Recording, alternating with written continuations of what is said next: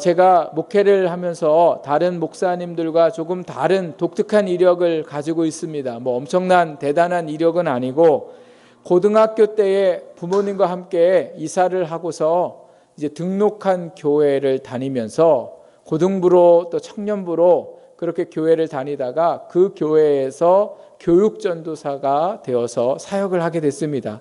그래서 교육전도사가 되고 그 다음에 전임전도사가 될 때에 다른 교회에 또 사역지를 알아보고 이렇게 해야 되는데 교회에서 전임전도사의 사역을 할 수 있도록 허락해 주셔서 또 그 있던 교회에서 전임전도사를 하고 또 전임전도사를 하고 나서 목사 안수를 받고 다른 교회로 이렇게 갈 수 있는 상황 속에 또 그 교회에서 부목사로 사역할 수 있는 기회를 주셔서 부목사로 사역을 했습니다. 그리고 부목사로 사역을 하다가 이제 시간이 돼서 오래 있다 보니까 선임 목사, 이제 선임 부목사가 되어서 교회의 모든 일들을 총괄할 수 있는 그러한 직함을 받아서 사역을 했는데요. 제가 얼마나 사역을 했나, 그래서 사역자로만, 교역자로만 있었던 기간이 16년의 시간들을 보내게 되었습니다.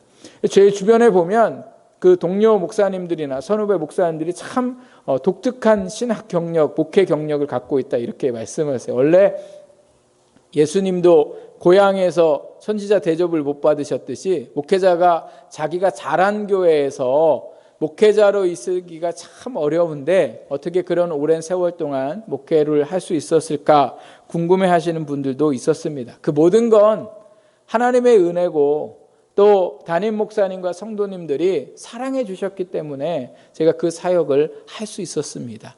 그런데 이 사역을 하는 동안요, 많은 부목사님들과 전도사님들을 제가 만나게 됐습니다. 그 많은 분들 중에 생각해 보면요, 친할 분들이 참 많은데 친한 분들이 손에 꼽을 정도밖에 되지 않습니다. 그리고 아주 친한 분을 꼽으라면 두 분을 제가 꼽을 수 있는데 지금도 그분들과 연락을 하고 살고 있는데요. 그 한 분이 누구냐면 제가 선임 목사 하기 전에 제 위에 선임 목사님이었던 분이에요. 그분이 지금 다른 교회 담임 목사로 가 있음에도 불구하고 지금도 연락하고 만나서 밥도 먹고 이렇게 서로 좋은 관계를 유지하고 있습니다. 그리고 또 한 분은 누구냐면 제가 선임을 하고 그만두고 이제 사임을 하고 나서 저 다음에 선임을 한, 지금도 그 교회에 선임을 하고 있는 그 목사님하고 좋은 관계 속에 살고 있습니다. 왜 이렇게 세 명이서 잘 지내고 있을까? 그 이유는 제가 있던 교회의 선임이 참 쉽지 않습니다. 교회 모든 걸 총괄하고 또 계획하고 그 모든 일들을 하면서 어려움들이 많았는데 그 어려움 속에 계속해서 도움을 줬던 분들이 누구냐면 이 두 분입니다. 그래서 제가 선임하기 전에 먼저 선임한 그분이 이제 선임하는 것을 보면서 제가 배웠고, 그리고 제가 선임하면서 다른 교회로 이미 담임 목사로 가 있지만 어려울 때마다 조언을 듣고 또 제가 전화하고 이러지 않아도 저한테 전화해서 얼마나 힘드냐고 위로해주고 이러다 보니까 힘이 나는 거예요. 또 지금 선임을 하고 있는 그 목사님도 제가 미리 전화를 해서 이렇게 하도록 이야기해 줄 때도 있고 또 그 목사님이 저한테 전화해서 어떻게 하면 좋겠냐고 얘기하고 있고, 그래서 그 모든 것들이 서로 이렇게 공유하고 기도해주고 권면해주는 그러한 일들을 지금까지 해오고 있는데 우리가 왜 이렇게 친할까? 그건 왜 그럴까요? 어려움 속에 있을 때에 서로에게 힘이 되어 주었기 때문에 그렇습니다. 지금도 그분들을 생각하면 얼마나 많은 힘이 나는지 모릅니다. 오늘 우리에게 주신 말씀은 다윗에 관한 말씀입니다. 다윗은요, 이스라엘의 왕이 되기까지 참으로 많은 고생을 했는데 그 고생 중에 하나가 뭐냐면 도망 다니는 삶을 살았습니다. 다윗이 골리앗과 싸움을 싸워서 승리했을 때에 많은 백성들이 다윗을 좋아했는데 누가 싫어했냐면 사울 왕이 다윗을 시기했습니다. 그때부터 다윗을 계속 죽이려고 하고 억울한 누명을 씌워서 나라의 반역자로 만들어서 다윗이 어디에 갈 수가 없었어요. 그래서 늘 도망다니는 삶을 살았던 사람이 바로 누구냐면 다윗입니다. 때로는 이스라엘 안에 머물 수가 없어서 다른 나라로 망명을 가게 될 때도 있었습니다.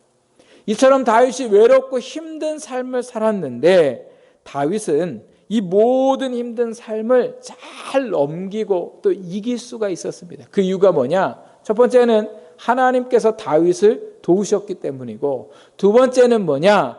다윗과 함께한 사람들이 있었기 때문에 그런 거죠. 다윗과 함께한 사람들이 누구였을까? 사무엘상 22장 말씀을 보면요, 다윗이 그렇게 사울을 피해서 굴에 숨어 있을 때에 400명가량의 사람들이 다윗에게 모였다, 이렇게 말씀하고 있어요. 근데 그 사람들이 누구였냐면요, 다윗처럼 이스라엘 안에서 범죄한 자들, 또 무슨 문제가 있어서 도망 다녀야 하는 사람들, 하여튼 그 나라에서 온전히 살 수 없는 사람들이 다윗에게로 몰려들었어요. 생각해보면 다윗에게 짐이 될 수 있는 사람들이에요. 지금 다윗도 도망자의 삶을 살아야 되는데 다윗에게 온 사람들도 뭐예요? 다른 사람들에게 쫓기는 사람들이에요. 그 사람들과 함께 살아가는 자체가 다윗에게 짐이 될 수도 있고 힘듦이 될 수도 있는데, 오히려 다윗은요, 반대였어요. 그동안 골리앗을 무찌르고 모든 국민들이 뭐라고 노래를 불렀냐면 다윗은 만만이요 사울은 천천이라는 거예요. 다윗은 10,000명을 감당할 수 있는 사람이고 사울은 1,000명밖에 감당할 수밖에 없다는 거예요. 왕보다 더 나은 사람이라고 해서 모든 사람들이 다윗을 좋아했는데, 반역자로 억울한 누명을 쓰자 그 좋아했던 사람들이 다 다윗에게 동들리고, 다윗만 보면 뭐예요? 사울에게 신고를 해가지고요, 모든 사람들이 가까이 오지 않았어요. 그런데 다윗에게 이 어려운 사람들임에도 불구하고 찾아와 준 게 다윗은 너무 위로가 되었어요. 그래서 이 사람들에게 먹을 거 있으면 먼저 그 사람들 주고, 또 위험한 일 있으면 자기가 앞장서 가서 싸우고, 이렇게 했더니요, 이 사람들이 완전히 바뀌었어요. 어떻게 해요? 다윗을 위해서 이제는 뭐예요? 목숨도 바칠 수 있는 다윗의 용맹한 사람들이 되었더라는 거예요. 그래서 세상 속에 부질없는 사람들, 필요 없는 사람들, 도망자의 사람들이 다윗과 함께하면서 어떻게 바뀌었냐? 용사가 되었더라는 거예요. 그 용사가 된 사람들이 다윗과 함께하니까 다윗이 얼마나 힘이 되었는지 모릅니다. 아주 의리로 똘똘 뭉친 사람들, 함께 도망 다니다 보니까, 어려움 속에 있다 보니까 더 뭐예요? 정이 깊어진 사람들. 그런데 오늘 우리가 읽은 말씀에 보니까 이 다윗의 공동체에 심각한 문제가 있었습니다. 그 심각한 문제가 무엇입니까? 오늘 우리가 읽은 말씀에 보니까요, 그 다윗의 용맹스럽고 다윗을 위해 죽을 수 있었던 사람들이 6절 말씀에 다윗을 돌로 치려고 하였다, 이렇게 말씀하고 있습니다. 도대체 무슨 문제가 있었기에 이 다윗과 함께 했던 사람들이 다윗을 돌로 쳐서 죽이려고 했을까? 다윗의 공동체는요, 이 말씀에 보면 이스라엘에 지금 있지 않고 어디에 있었냐면 블레셋 사람들과 함께 있었습니다. 사울을 피해서 블레셋 사람들이 살고 있는 동네에 가서 망명을 했습니다. 그러자 블레셋 왕이 너무 좋은 거예요. 싸움도 잘하고 대단한 다윗이 자기네 편으로 와주니까 너무 좋아서 시글락이라는 동네를 내주었습니다. 그래서 다윗이 시글락 동네에서 이 사람들과 편안하게 살면서 뭐하고 살았냐면요, 블레셋 사람들이 원하는 싸움에 도움을 주면서 살았어요. 왜요? 땅을 줬으니 땅값을 해야죠. 자기의 해야 할 도리를 해야 되니까 용병으로 살았는데, 문제는 뭐냐? 이 블레셋 사람이요, 이스라엘과 싸움을 싸우게 되었어요. 그러니까 블레셋 왕이 다윗을 불러요. 야, 너네도 이스라엘과 싸우러 같이 가자. 근데 이스라엘이 어떤 나라입니까? 다윗의 조국이잖아요.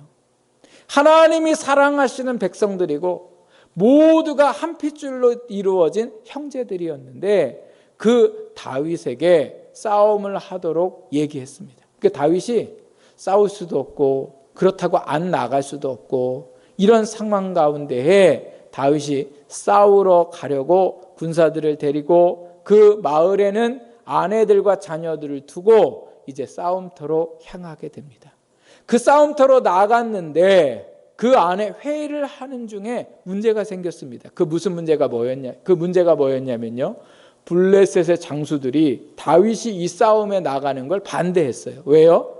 그 싸움에 나갔다가 다윗이 마음이 바뀌어서 이스라엘 쪽에 붙어갖고 자기들을 공격하면 자기들은 패할 수밖에 없으니까 왕은 다윗을 믿었지만 밑에 군사들은 다윗을 믿을 수 없다고 얼마나 강력하게 항의를 했는지 다윗에게 왕이 나는 너랑 싸우고 싶지만 다른 사람들이 반대하니 돌아가라고 얘기한 거예요. 얼마나 다행입니까? 이스라엘 나라와 싸울 뻔했는데 이 모든 것들이 없던 일로 하고 돌아가라는 거예요. 그래서 그 돌아왔는데 그 길이 얼마나 걸렸냐면 3일이나 지났더라는 거예요. 3일 동안 그곳에 갔다가 돌아와 보니까 그것이 어떤 일들이 일어납니까? 아말렉 사람들이 시글락을 쳐서 자기들의 아내와 자녀들을 다 잡아서 갔습니다. 그리고 마을은 불질러서 어느 것도 남지 않는 그러한 폐허를 만들어 버렸습니다. 이러한 상황 가운데에 돌아온 백성들이 그 상황이 어떠했는가가 4절 말씀에 나와 있는데요. 그 4절 말씀에 보면 이렇게 말씀하고 있습니다. 다윗과 그와 함께한 백성이 울 기력이 없도록 소리를 높여 울었더라. 저는 이 말씀을 보면서 처음에는 단순하게 싸움에 나갔다가 돌아와 보니까 집은 다 불타 있고 그리고 자녀도 아내도 다 잡혀갔으니까 너무 정말 속상하고 너무도 안타까워서 울었다 이렇게 생각했어요. 그런데 이분들이 이렇게 운 이유가 단순한 이유가 아니라요. 제가 이 말씀을 깊이 묵상해 보니까 이 사람들이 이렇게 울어도 보통 운 게 아니라 언제까지 울었어요? 울 기력이 없도록 소리 높여 울었더라는 거예요. 왜 이렇게 울었을까? 그것은 자기들의 신세가 너무도 한탄스러워서 그런 거예요. 왜요? 이렇게 도망자의 삶을 언제까지 살아야 할지도 모르고 이렇게 살다가는 자기의 나라와 싸움을 할 수밖에 없는 나라의 정말 반역자로 살아가야 할 기구한 운명, 그리고 아내와 자녀도 지켜줄 수 없는 자기들의 이 기구한 운명 때문에 이 일로 인하여 그동안 쌓여왔던 인생의 모든 슬픔과 아픔들이 이 순간에 터져 나왔다라는 생각이 들었습니다. 얼마나 괴로웠으면 밤이 새도록 울 기력이 없도록 그렇게 울었을까요? 그런데 오늘 말씀해 보면 백성만 운 게 아니라 누구도 울었어요? 다윗도 울고 있는 거죠. 부하들이 이렇게 울고 있으면 다윗은 뭐 해야 돼요? 그들을 격려해야죠. 울지 마. 지금 이럴 때가 아니야. 얼른 우리가 쫓아가야지. 이렇게 격려해야 되는데 다윗도 뭐예요? 그들과 같이 울었더라는 거예요. 왜 울었을까요? 다윗은 이 모든 일들이 누구 때문이라고 생각했을까요?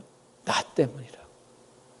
나만 고생하고 나만 힘들면 괜찮은데 나 때문에 내 부하들도 고생하고 내 부하들의 가정까지도 지금 이렇게 온전하지 못한 어려움을 겪게 된 일로 인하여 다윗이 얼마나 울었는지 모릅니다.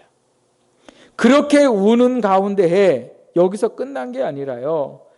더 심각한 상황이 되었습니다. 6절 말씀해 보니까 어떻게 변했습니까?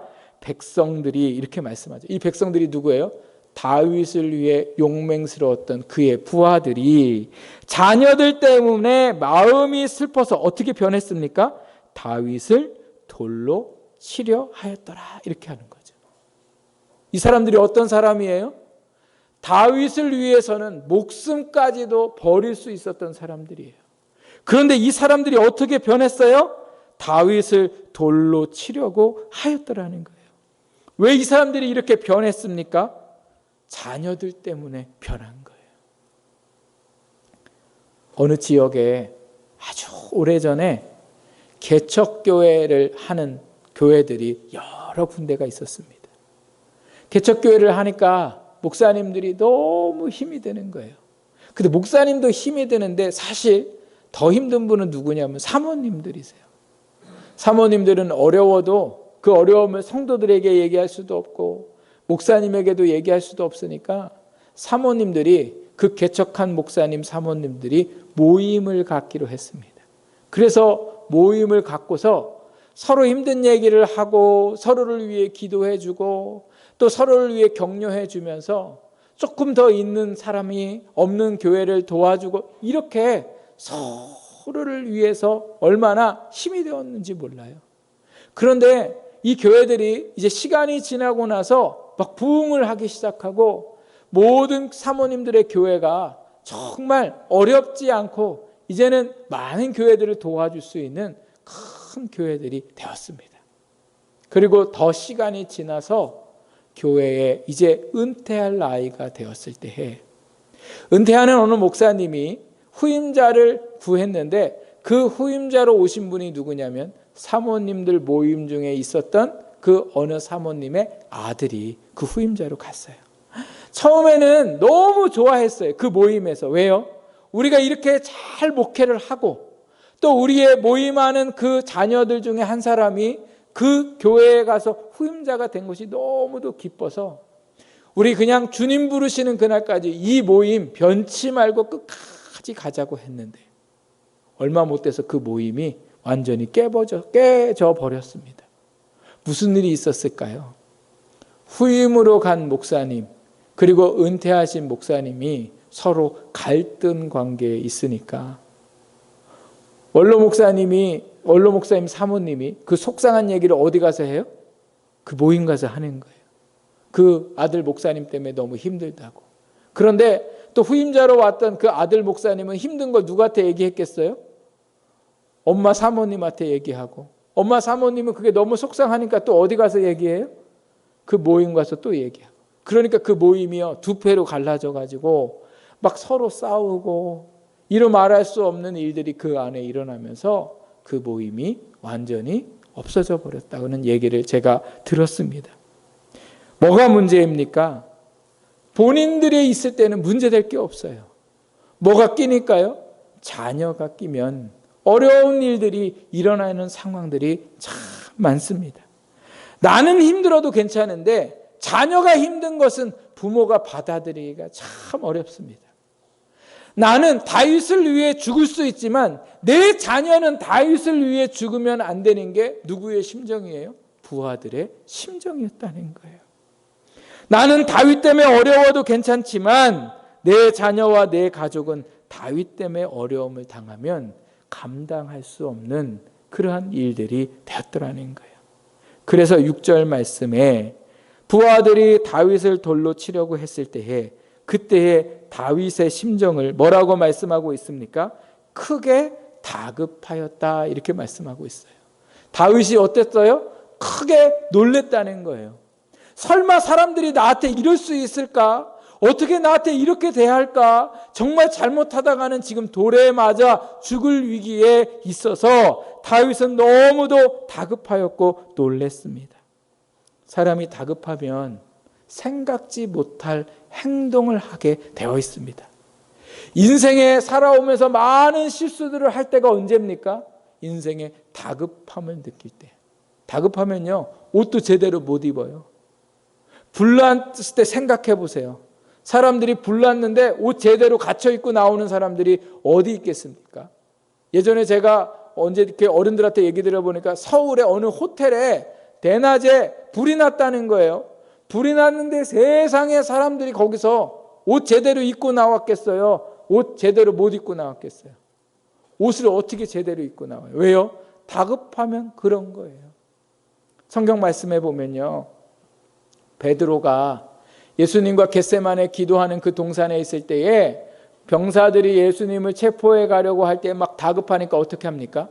예수님이 붙잡은 그 병사의 그 귀를 베드로가 칼로 빼서 베어버립니다. 그때 예수님이 너 잘했다 이렇게 말씀하세요. 칼을 든 자는 칼로 망할 거라는 거예요. 그러니까 아무리 다급해도 뭐 하면 안 된다는 거예요? 칼 들면 안 된다는 거예요. 그런데 사람은 다급하면 뭐예요?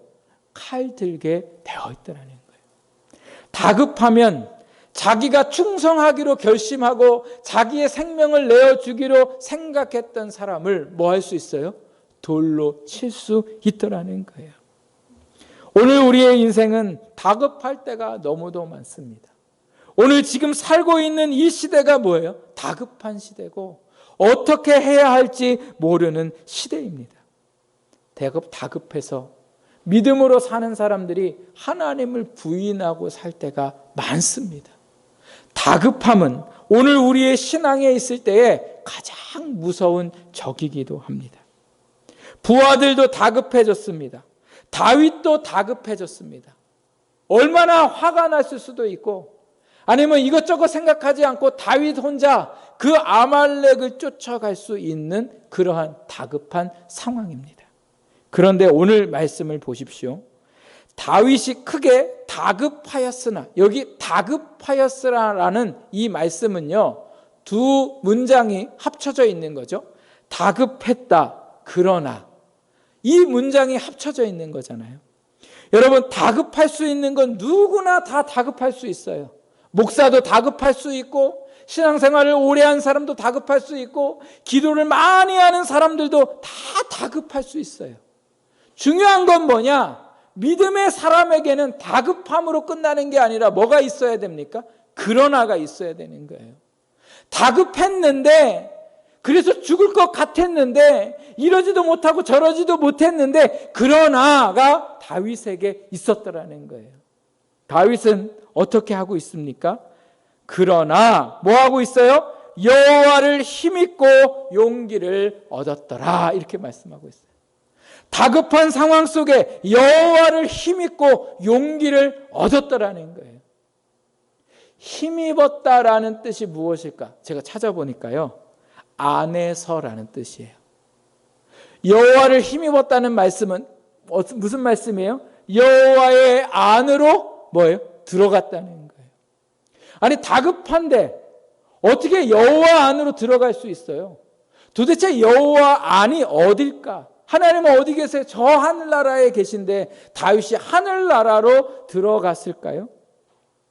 이 여호와께 힘을 얻고 그 안으로 들어갔다는 이 말씀의 뜻은요, 그 다급한 상황 중에 하나님을 기억했다라는 거예요. 그 다급한 상황 중에 하나님을 뭐예요? 의지했다라는 거예요. 그게 뭐예요? 하나님 안으로 들어가는 거예요. 그 하나님께서 자기와 함께 계시는 그 말씀을 믿었더니 다윗이요, 뭐예요? 용기를 얻었더라는 거죠. 사무엘상 17장, 18장 그 말씀에 보면 다윗이 골리앗을 싸우려고 할 때에 사울 왕이 다윗을 말려요. 야, 너 내가 보니까 너 골리앗과 싸울 대상이 안 된다. 너 싸울 수 없다. 그렇게 이야기할 때에 다윗이 사울에게 뭐라고 얘기하냐면, 주께서 내가 양을 칠 때에 사자가 나를 공격할 때 사자를 이길 수 있게 하셨고, 곰이 나를 공격할 때에 곰이 나를 이기게 하신 그 하나님은 저 할례받지 못한 블레셋의 장수도 이기게 하실 줄 믿습니다. 이게 다윗의 고백이었어요. 이게 뭐예요? 다급한 상황 속에 여호와를 힘입는 신앙이었다는 거예요. 뭐 대단한 거 한 게 아니에요. 거기서 엎드려 기도한 것도 아니고 뭐 한 거예요? 하나님을 불렀다는 거예요. 주님 도와주옵소서. 과거에 나를 구원하신 하나님, 이 상황에서 저를 건져 주옵소서. 그게 뭐예요? 여호와를 힘입는 거예요. 여러분, 살다가 길을 걷다가 화장실 급하신 적 있으세요? 화장실 급하면 정말 어떻게 해야 될지 몰라요. 근데 옛날에는요, 화장실 급하면 그냥 가게 안으로 들어가거나 어느 건물 안으로 들어가면 그래도 그 급한 일을 처리할 수 있었어요. 왜요? 화장실 문이 옛날에는 다 뭐예요? 열려 있었어요. 근데 지금은 화장실이 얼마나 깨끗하고 좋은지 몰라요. 근데 문제는 뭐예요?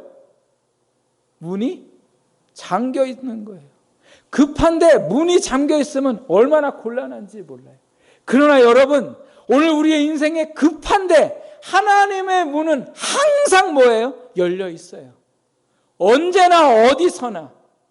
히브리서 말씀에 보면 때를 따라 돕는 은혜를 우리에게 주시겠다고 얘기하시면서 너희가 그 은혜의 보좌 앞으로 나가라, 이렇게 말씀하세요. 하나님은 언제든지 때를 따라 우리를 도우실 수 있으십니다. 그리고 그 돕게 하기 위해서 어떻게 해요? 은혜의 보좌 앞으로 나가기만 하면 된다는 거예요. 은혜의 보좌 앞이 어디예요? 여러분이 있는 그 자리. 여러분이 그 다급한 상황, 그 상황에서 하나님의 이름만 부르면 하나님이 그 안으로 들어오게 하시고 그 안에서 뭐예요? 평안함을 누리게 하시더라는 거죠. 다급한 현실 속에 하나님은 문을 열어놓으시고 그 안으로 들어오기를 원하시더라는 거예요. 힘 입는 거는 누가 입는 거예요? 하나님이 우리에게 입혀주실 그것을 누가 입어야 돼요? 내가 입어야 되는 거예요. 하나님은 은혜의 문을 넓게 열어놓으시고 오늘 우리에게 들어오라고 계세요. 말하고 계세요. 그럼 우리는 뭐 하면 돼요? 들어가면 돼요. 그래서 다윗이 여호와를 힘입고 그 다음 말씀, 너무도 중요한 말씀입니다. 어떻게 됐대요? 용기를 얻었더라는 거예요. 용기 얻는 건 내가 얻는 거예요. 하나님이 주셔야 되는 거예요. 하나님이 주셔야 되는 거예요. 여러분, 내가 말씀을 믿고 그 말씀을 힘입을 때에, 주님을 의지할 때에 하나님께서 마음에 뭐예요? 용기를 주시더라는 거예요. 그러니까 이미 하나님은 우리에게 은혜 받을 수 있는 문을 열어놓으셨어요. 이제는 우리가 그 말씀을 믿고 나가면 그 말씀 속에 용기를 얻는 거예요.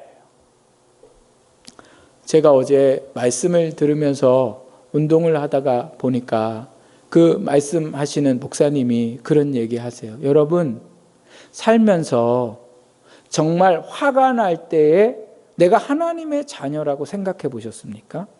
여러분, 직장에 나가서 일하실 때에 내가 하나님의 자녀로 지금 일하고 있다고 생각하시면서 살고 계십니까? 제가 그 이야기를 듣는데 아멘이라고 말하기가 어려운 거예요. 왜요? 늘 하나님의 자녀라고 생각하고 있지만 내 현실 속에서는 그렇게 하나님의 자녀인 것처럼 살고 있지 못하다는 거예요. 내가 욕심 부려야 할 때 내가 만약에 하나님의 자녀라고 생각한다면 욕심 부릴 수 없다는 거예요. 내가 괴로울 때에 하나님의 자녀임을 생각하면 그 괴로움이 바뀌어진다는 거예요. 문제는 뭐예요? 내가 하나님의 자녀라는 걸 우리가 뭐예요? 생각하지 못한다는 거예요. 순간순간마다 하나님의 자녀임만 생각해도 죄를 멀리하게 되더라는 거예요. 내가 멀리하고 싶은 게 아니라 내가 하나님의 자녀임을 그 순간 기억하면 내가 이러면 안 되지, 저절로 그렇게 되더라는 거예요. 여러분, 그렇게 되지 않겠습니까? 내가 누군가만 기억해도 하나님이 나를 구원하셨다는 것만 순간순간마다 잊지 않아도 그게 뭐예요? 여호와를 힘입는 거예요. 그때 하나님이 뭐예요? 용기를 주시는 거예요. 질병 가운데 있을 때 하나님을 힘입는 성도가 되시기를 축복합니다. 인생의 여러 문제가 해결되지 않는 게 계속하여 있을지라도 우리가 해야 할 일은 뭐예요? 하나님을 힘입는 거예요. 그분 안으로 들어가는 거예요. 용기가 난 다윗이 그 다음에 한 게 뭐예요? 8절 말씀에 보세요. 다윗이 여호와께 묻자와 이르되 내가 이 군대를 추격하면 따라잡겠나이까? 하니 여호와께서 그에게 대답하시되 그를 쫓아가라. 내가 반드시 따라잡고 도로 찾으리라. 아멘. 여러분, 용기를 얻으니까 이제 뭐예요? 하나님 앞에 기도하게 되는 거죠. 정신 차리게 되는 거예요. 어떻게 해야 될지 방법을 알게 됐어요. 하나님이 다윗의 그 다급함 속에 역사하셨고 다윗은 그 다급함 속에 역사하시는 하나님을 믿고 힘입어서 용기를 얻게 되었습니다. 다윗은 다급함 상황 속에 사람들 찾아다니면서 그 사람이 오해야, 나를 믿어봐, 이렇게 말하지 않았어요. 다윗은 뭐예요? 여호와 안으로 들어갔어요. 여러분, 오늘도 우리가 인생을 살면서 다급한 상황들이 얼마나 많은지 모릅니다. 그 다급한 상황이 오면 사람 찾는 게 우리예요. 누구한테 전화해야 할까? 어느 병원에 가야 할까? 오늘 우리가 어떻게 해야 할까? 다급해서 생각나는 대로 하는 게 오늘 우리의 삶입니다. 그러나 오늘 우리의 삶은 다급할 때에 뭐예요? 주님이 열어놓으신 그 문 안으로, 그 은혜 안으로, 그 보호 안으로 들어갈 때에 그곳에 우리를 용기 있게 하고 그 문제를 해결할 방법이 거기에 있음을 믿습니다. 일평생 아프리카의 복음을 위해 사신 분 중에 리빙스턴이라는 분이 있습니다. 젊은 나이에 인생의 조음을 다 뒤로 하고 그 오지로 들어가서 거기에서 복음을 위해 얼마나 애를 쓰고 수고했는지, 후에 옥스퍼드 대학에서 이 선교사님에게 명예 박사를 주게 되는데요. 그래서 영국의 옥스퍼드에 와서 명예 학위를 받고 그 다음에 그곳에 모여있는 학생들에게 연설을 하게 됐습니다. 내가 지금까지 아프리카에 들어가서 더위와 싸우고 추위와 싸우고 온갖 짐승들과 싸우고 사자에게 공격을 받아 오른팔은 장애를 입었습니다. 이러한 어려운 상황 가운데에 내가 이 모든 것들을 감당하고 견딜 수 있었던 것은 오직 한 가지입니다. 여러분, 그게 뭔지 아십니까? 예수님께서 마태복음에 말씀하신 내가 너희와 세상 끝날까지 항상 함께 있으리라는 그 말씀을 믿었기 때문입니다. 사람이 도와줘서가 아닙니다. 어떤 문제들이 해결돼서가 아니라 그 다급하고 위험한 상황 속에 이 선교사님이 그 모든 걸 감당할 수 있었던 이유는 뭐예요? 이 예수님이 하신 말씀을 내게 주신 말씀으로, 그리고 나와 함께 하신다는 그 믿음으로 여호와 안으로 들어갔기 때문에 그래요. 신약 성경의 사도 바울이 편지를 쓰면서 제일 많이 말씀하고 있는 단어 중에 하나가 뭐예요? 그리스도 안에서. 그리스도 안에서. 그리스도 안에서 너희가 모든 것을 할 수 있다고 얼마나 많은 고백들을 하고, 그리스도 안에서 아내를 사랑하고, 그리스도 안에서 남편을 사랑하고, 그리스도 안에서 부모를 공경하고, 그리스도 안에서 원수를 미워하고, 그리스도 안에서 할 수 없는 일들을 감당하게 되었다는 고백을 얼마나 많이 하고 있는지 모릅니다. 오늘 우리의 삶은 늘 다급합니다. 그러나 다급함에도 불구하고 늘 여전히 존재하고 있는 건 그리스도 안, 여호와의 안이 오늘 우리의 문을 여시고 들어오기를 원하고 계십니다. 사랑하는 여러분, 오늘 하나님 안으로 들어가는 믿음이 되시기를 주님의 이름으로 축복합니다. 그 인생은 다급하여도 그 다급함 속에 하나님이 함께 하시는 거죠. 하나님은 우리에게 시험을 주시되 어떤 시험밖에 주시지 않는데요, 감당할 시험밖에 주시지 않는데요. 그런데 이것도 감사한데 또 뭐가 감사해요? 그 시험쯤에 피할 길을 주시나니. 아멘. 여러분 믿으세요? 피할 길을 주세요. 앞을 봐도 옆을 봐도 뒤를 봐도 위를 봐도 아래를 봐도 피할 길이 아무 데도 없지만 하나님은 뭐예요? 피할 길을 주세요. 문을 열어놓으시고 그 안으로 들어오길 원하세요. 말씀을 주시고 그 말씀을 내게 주신 말씀으로 믿기를 초청하세요. 여러분 이제 그 말씀 안으로 들어가시기 바랍니다. 그리고 이 다급하고 어떻게 해야 할지 이 모르는 세상 속에 이 한 주도 용기를 얻고 힘을 얻어서 그 믿음의 삶을 믿음으로 승리하는 저와 여러분이 되기를 주님의 이름으로 축복합니다. 기도하겠습니다.